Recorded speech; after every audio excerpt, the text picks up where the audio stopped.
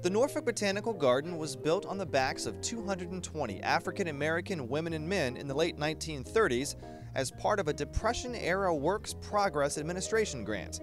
While the garden has expanded beyond the original tract of land, it has not forgotten the grueling labor of those WPA workers to create a beautiful treasure in the heart of Norfolk. It's hard to believe that this is the 6th WPA Garden Heritage Ceremony. This WPA Memorial Garden was created to honor the workers and their legacy, a wonderful living gift for all of us to enjoy. I hope the Norfolk Botanical Garden is a place that you, your children, and your grandchildren will come for years to come. The 200 African-American women and 20 African-American men that started this garden have left a wonderful legacy for all of us to enjoy. It's a place that is really set apart.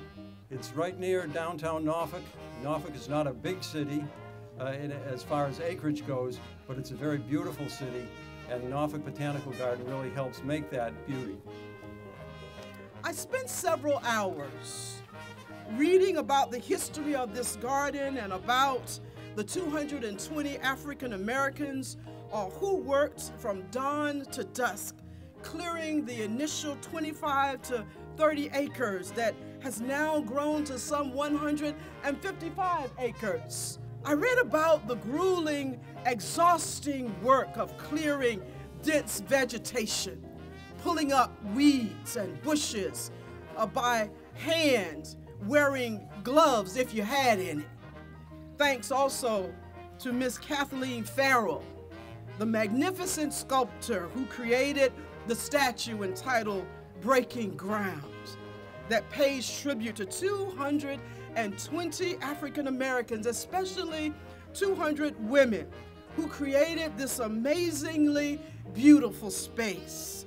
The statue is a stunning, poignant and graceful depiction of a woman whose back-breaking work in creating this garden would be anything but graceful. Along with descendants of WPA workers, in attendance was the only known surviving WPA worker, Mrs. Mary Elizabeth Ferguson.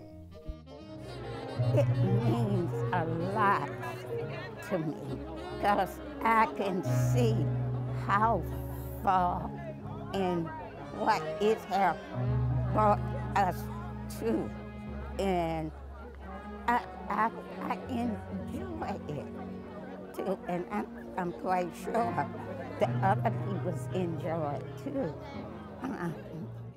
The ceremony included a reading of the known WPA workers' names and the poem The Garden, written by Gracie Anthony, daughter of a WPA worker. If some could see the beauty today, it was worth it all, they would surely say. The beauty, the joy it brings to others, their children, grands, great-grands, sisters, and their brothers. So thank God for the workers and a job well done. The beauty to be enjoyed now from sun to sun. To hear the stories, I think that life is really about stories. A story about our life, a story about the lives that we interact with.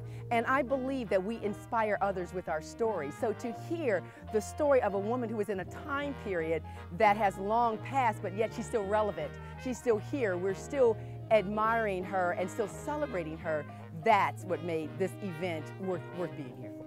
It is timeless, man. And courage, honesty, inspiration, all of those things, those are the timeless messages.